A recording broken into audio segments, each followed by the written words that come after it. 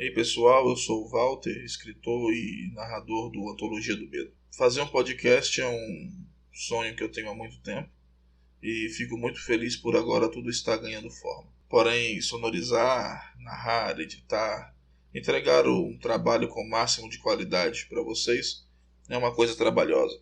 Por isso eu peço que entrem no Instagram, @podcast Antologia do Medo, deixem seu feedback, levem o projeto para mais pessoas. Eu peço que, por favor, vocês apresentem o episódio que você mais gostou, ou o primeiro episódio, para pelo menos 5 amigos, para que eles também possam começar a acompanhar o trabalho e serem também divulgadores. O que vocês puderem fazer compartilhando vai ajudar bastante no crescimento do projeto e na manutenção desse projeto vivo, já que, como todo grande projeto, ele precisa de pessoas para se manter caminhando. Era um corredor longo, de um lugar que Alves conhecia. Era manhã, mas não estava tão claro assim. A luz entrava por cada janela e, dessa maneira, uma brisa fazia com que as cortinas finas e brancas revoassem pela extensão do corredor, calmo e silencioso. Tudo era grande. Os móveis, a cadeira onde estavam seus pés, que nem mesmo tocavam o chão. Teve de dar um pequeno salto para que eles se firmassem no solo, e o teto parecia tão longe que, de certa forma, Alves se sentia na casa de um gigante. Só então olhou no vidro de um móvel que refletiu um menino de uns 6 anos de idade, que usava uma camisa estampada com um desenho que Alves adorava quando tinha essa idade e uma bermuda vermelha. Seus tênis acendiam luzes quando ele pisava no chão. O menino tinha cabelos grossos e um rosto confuso. O mesmo sentimento que Alves sentia naquele instante. E na hora em que a ficha caiu para Rodrigo, uma expressão de total compreensão tomou conta do garoto. Aquele menino era Alves. Mesmo que sua mente e seus pensamentos deixassem claro para o ex-policial que ele era um adulto olhando para o lado e vendo a si mesmo uma criança. Mesmo que isso por si mesmo explicasse tanta coisa. Olhou para os lados mais uma vez, atrás de uma versão sua mais completa. Mesmo sabendo que essa nova versão mais real não seria ele de verdade. Ou talvez uma versão de Chopin a velha, pelo menos adolescente. Porém, ninguém veio. Ele estava sozinho. Andou pelo corredor familiar, sentiu cada passo como se não estivesse sonhando. Olhava pelos seus olhos e seus pensamentos estavam livres. Sentia o toque das cortinas e o calor que entrava pelas janelas quando a luz tocava a sua pele. Ouvia cachorros latindo longe e carros passando rápido mais longe ainda. Tinham 2 portas no corredor. As 2 eram bonitas, de uma cor que parecia bronze.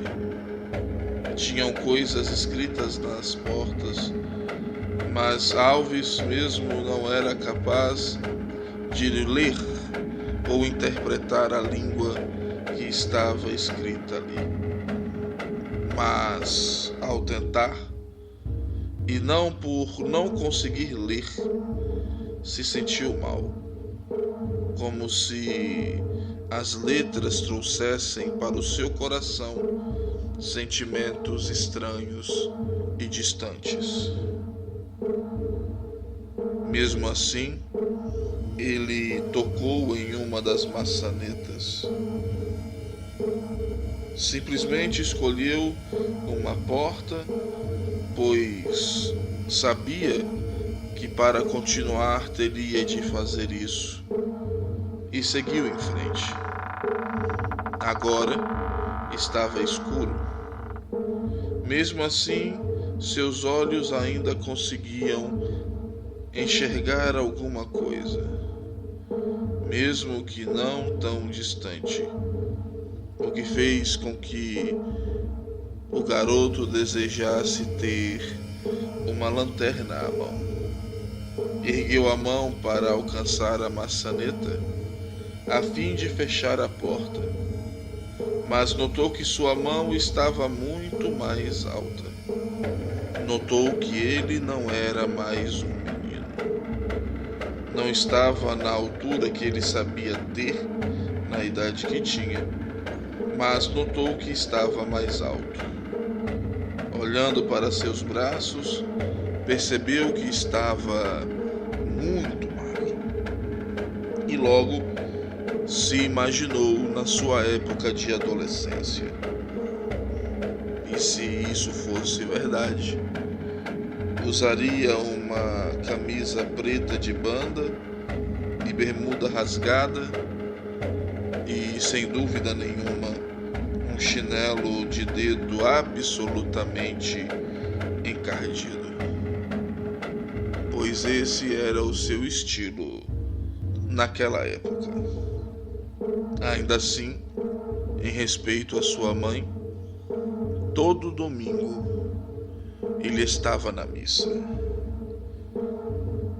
Apesar de estar dentro de um corredor, sentia como se estivesse andando no chão duro. Deveria estar do lado de fora? Será que a porta daria para um ambiente externo?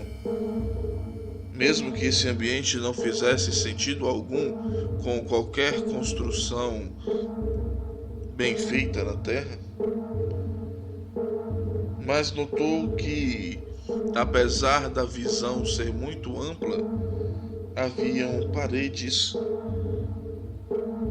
palpáveis. Haviam quadros nessas paredes que imitavam a natureza, e havia escuridão em frente, o que o fazia muito desejar uma lanterna. Havia som de mato, e tudo era mais e mais confuso. Ele andava em frente, e a única coisa que ele conhecia era a frente e mais à frente.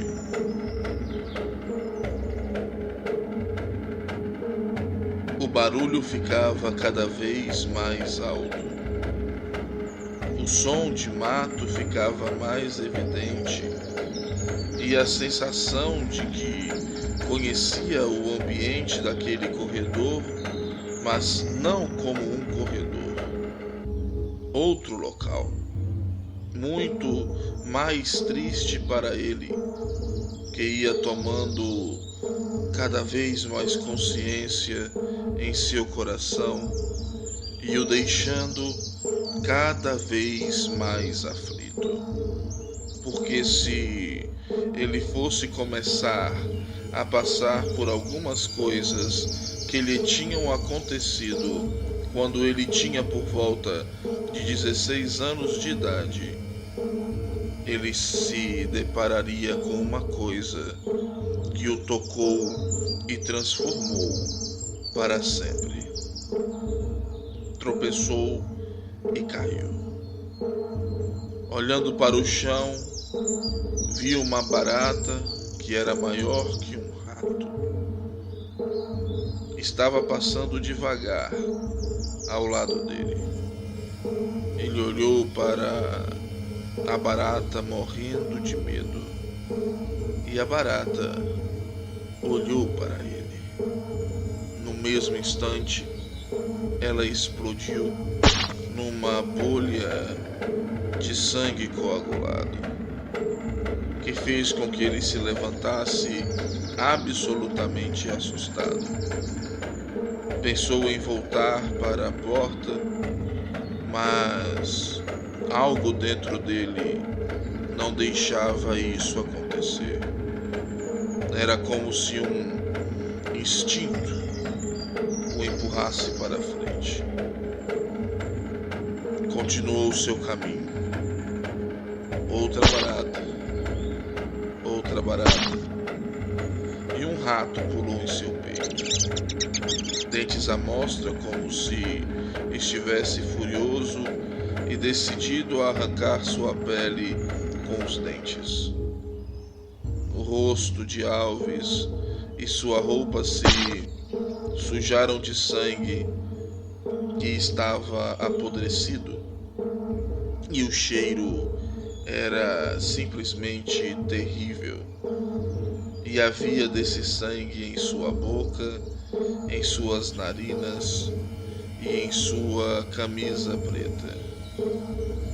Precisou usar as mãos para tirar o excesso que estava sobre os seus olhos, e enfim bateu nas pernas de um rapaz que ele sabia que estaria ali, mesmo ele rezando e torcendo muito para que não estivesse.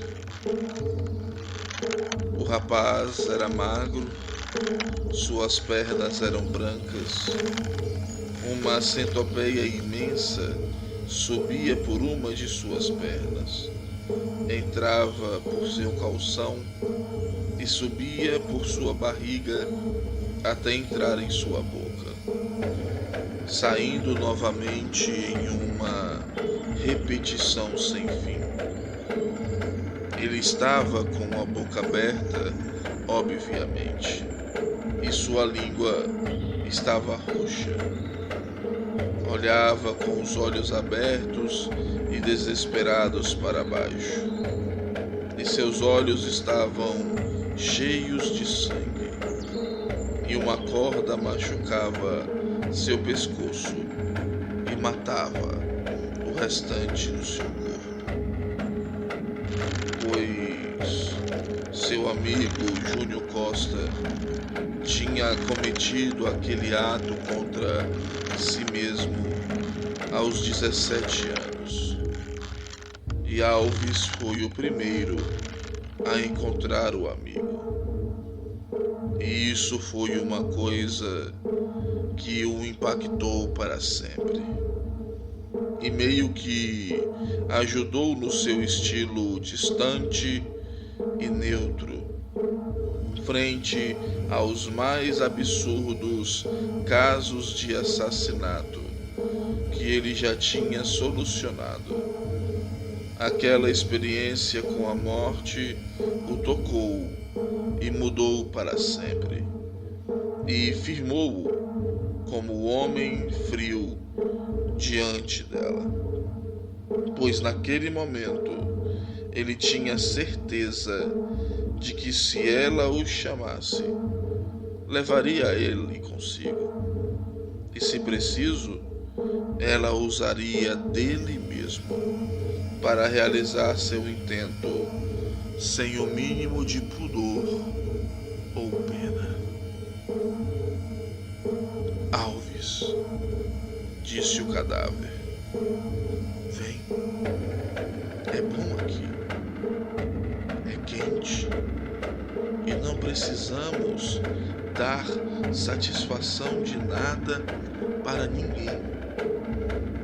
Só cuidamos dos nossos problemas e sentimos as nossas dores.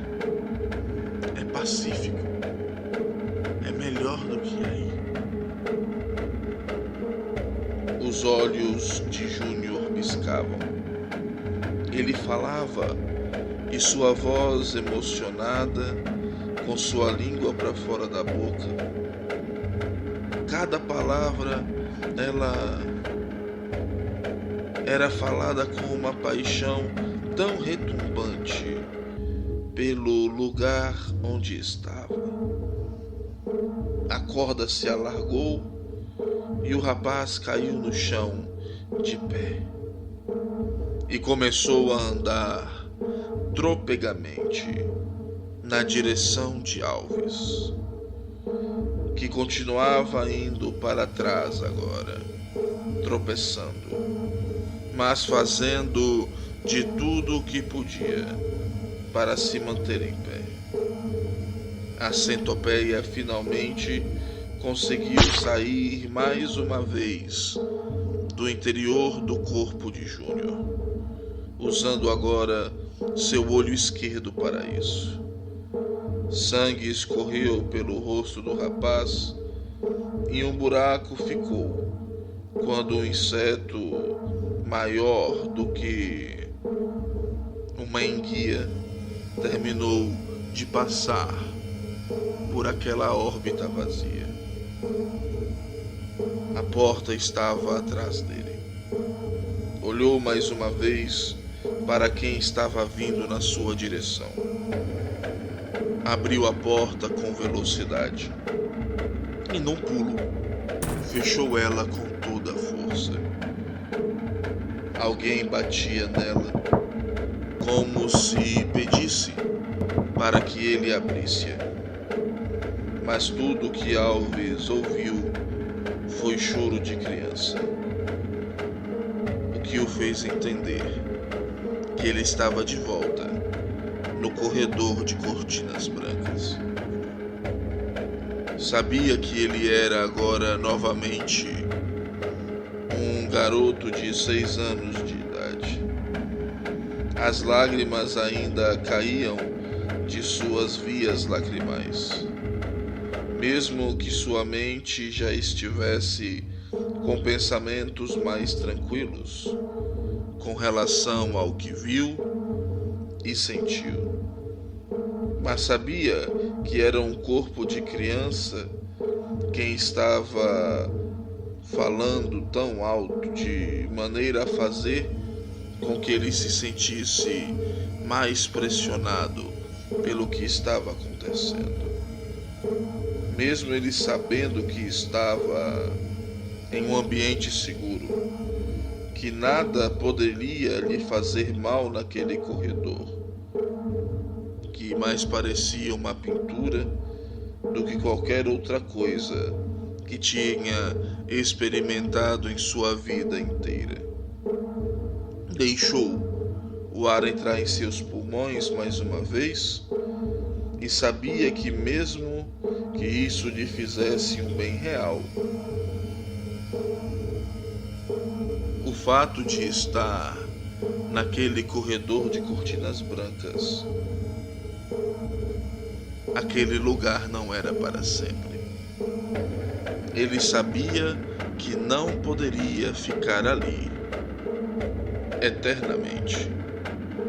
Alguém ainda batia na porta por onde tinha entrado, como se Júnior ainda quisesse entrar no corredor. E ele sabia muito bem que só a permissão de Alves permitiria isso. Mas o garoto não iria deixar que aquele lugar fosse maculado por ninguém. Pôs a mão na maçaneta da outra porta, que parecia de bronze, fez uma oração e entrou porta dentro. Era outro corredor. Dessa vez era um corredor mesmo, e haviam portas, haviam janelas e tudo estava escuro. Tudo estava silencioso e ao tentar olhar para fora, através de uma janela, tudo estava escuro. Andou em frente até bater no móvel e algo caiu no chão. Ao se abaixar e tatear para encontrar o objeto, percebeu que tinha à mão finalmente uma lanterna. Coisa muito útil quando passou pela primeira porta e se deparou com seu amigo morto-vivo, por assim dizer. Acendeu a luz da lanterna sem problema nenhum. Andou com calma na direção em frente, que dava até outra porta, dessa vez de 2 batentes, bastante danificada, como se o tempo e o ambiente tivessem destruído toda a sua madeira e apodrecido ela quase que por inteiro. Ia até ela e sabia que não era mais uma criança dessa vez. Tampouco era um adolescente. De fato, era um adulto e temia dizer que estava com a mesma idade que tinha no mundo da realidade, pois agora não sentia nenhuma diferença no corpo que era capaz de enxergar com os próprios olhos. Usou a lanterna para olhar do lado de fora de uma das janelas e percebeu um corpo comprido de um inseto achatado, amarronzado, que seguia até perder de vista, sem poder se distinguir onde estava a sua cabeça ou seu rabo. Se lembrando da visão grotesca de seu amigo, e se lembrou também que poderia ser a maior lacraia que já vira em toda a sua vida. Aquilo não lhe causou medo, mas repulsa e até mesmo um certo nojo. Olhava para fora quando uma mulher de cabelos loiros e sujos, pregados, que lhe cobriam a face, chegou e parou na sua frente, segurando uma espécie de prancheta. Sua roupa estava imunda, mas era perceptivelmente branca, num conjunto de saia, blusa e sapatilha, e um casaco de cor vermelha, totalmente comido por traças. Olhava para baixo, não tirando os olhos da prancheta, e quando ela falava, galos começavam a cantar ao longe. Senhor Rodrigo, certo? Esperou a resposta dele, confirmando. A senhora Erchúlia irá recebê-lo agora para o seu concerto. Erchúlia, a bela, o terror dos reis da terra, tão bela quanto venenosa. Podia seduzir e matar, e sua vítima lhe agradeceria por isso. Era uma das 6 majestades do Grimório do Fogo Fátuo do Mar Morto. Ou seria muita coincidência que ele se encontrasse com uma médica que tivesse esse nome, ainda mais uma que, sem de conhecer, queria consertar ele. Rodrigo passou por aquela que deveria ser uma enfermeira ou uma recepcionista. Entraram pela porta que ela deixou aberta atrás de si e foi prontamente seguido por ela, que bateu a porta quando entraram. A lanterna era realmente necessária ali, pois era uma sala muito grande, uma sala que claramente não caberia em uma propriedade com um corredor como aquele em que estava andando. Estava cheia de macas e sobre elas os pedaços mais aleatórios de corpos humanos costurados uns aos outros. Iluminou uma prateleira com cabeças, e por isso, quando o fez, essas cabeças empaladas em mostradores de metal acordaram e começaram a gritar de dor, pedindo ajuda, pelo amor de Deus. Mas não haviam corpos.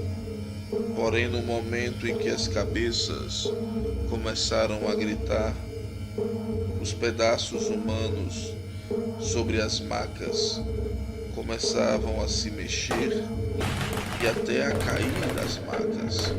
Tamanha era a violência dos seus espasmos. A figura que o acompanhava em nada parecia se amedrontar ou mesmo se preocupar com isso. Empurrou Alves com uma das mãos para que ele continuasse em frente.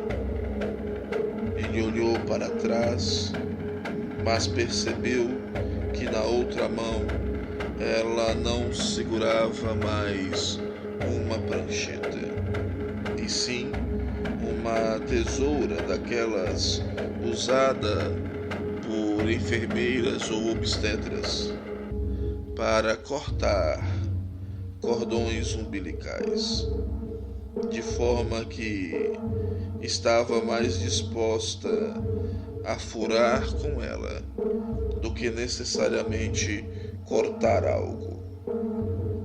Olhou em seus olhos, procurando algum traço de humanidade. Viu boca de lábios negros, como que necrosados, e não viu olhos por detrás daqueles cabelos grudados. Aquelas órbitas estavam vazias quando ela levantou o rosto a fim de encarar quem estava diante dela. Parecia mais disposta pela maneira que segurava aquela tesoura a fazer com que Alves seguisse em frente de uma vez por todas, andando atrás daquilo ou daquela a quem ela servia. Um homem gritava tão desesperadamente quando Alves adentrou por mais uma porta, que obrigou a tapar seus ouvidos, pois eram gritos ensurdecedores.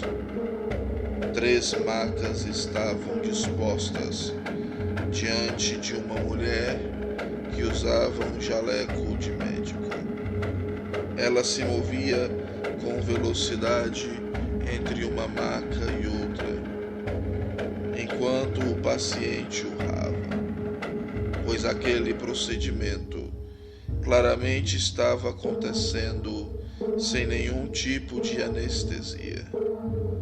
Ela se movia para mais longe e rapidamente voltava, e só então Alves olhou para o local onde estariam as pernas daquela médica e percebeu que não havia perna humana alguma ali.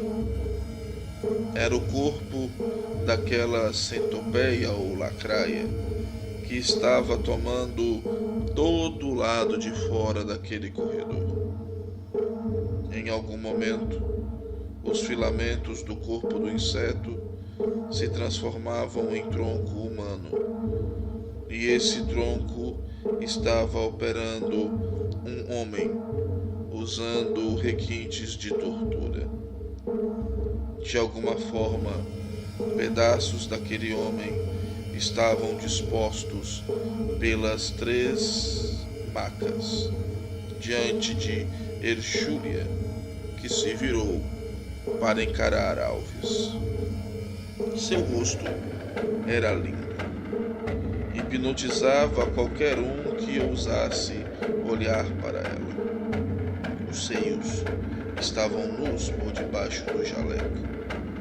Porém, quando ela sorriu, o mundo pareceu parar diante dele. Os mesmos ferrões que haviam no rabo da centopeia saíram de sua boca pingando um veneno oleoso. Nem mesmo os gritos do homem existiam mais, apenas a face daquela rainha. Ficou hipnotizado e decidido a dar tudo para ela. Mas uma voz dentro dele disse-lhe que ele não tinha mais o que dar, que ela já tinha em mãos muito mais do que ele tinha a oferecer em bom grado, que ela já tinha tirado tudo dele com braço forte e mão de ferro. Como se uma magia caísse por terra quando ele entendeu isso, a sala se iluminou por completo. E finalmente, Alves entendeu que era ele quem estava deitado naquelas 3 macas, gritando insanamente de dor. Dores tão intensas que seu corpo pedia e implorava pela oportunidade de morrer. Mas Erchúlia não lhe dava essa chance. Da maca, olhou para aquela que era em seu devaneio uma enfermeira, mas ela não estava mais ali. Era sim Choupana velha, e não uma enfermeira caquética. Havia mais alguém. Havia um padre, com cabelos ainda mais grisalhos que os cabelos do seu parceiro de investigação sobrenatural. E, enfim, Alves entendeu o que estava acontecendo. Estava acontecendo um exorcismo. O seu exorcismo. Alves era o possuído. O padre e Choupana velha lutavam para libertá-lo. O engano da rainha era para que ela pudesse ficar mais e mais tempo como senhora do seu subconsciente, e dessa maneira permitir com que ela pudesse se tornar dona, dominando todo o seu corpo. Mas ela estava perdendo as forças pois as orações dos dois estavam surtindo total efeito e agora ela tentava machucá-lo para que ele desistisse e entregasse esse controle para ela, a fim de que a dor parasse e dessa forma ele morresse, para ser levado por ela ao inferno quando chegasse a hora dela sair daquele corpo. Mas entendendo isso, Alves decidiu que não queria morrer. Ainda em dores, começou a orar, pedir misericórdia e oferecer suas dores pelas almas do purgatório. E isso fez com que a rainha ficasse cada vez mais enlouquecida. Logo ela não era mais meio humana e meio inseto, e ele mesmo não estava mais sobre 3 macas.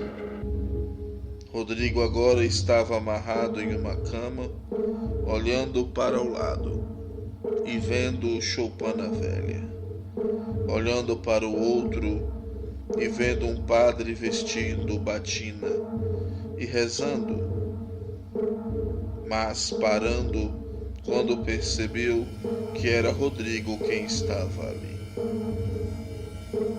Este sorriu em agradecimento, mas um instante depois, ele não estava mais presente.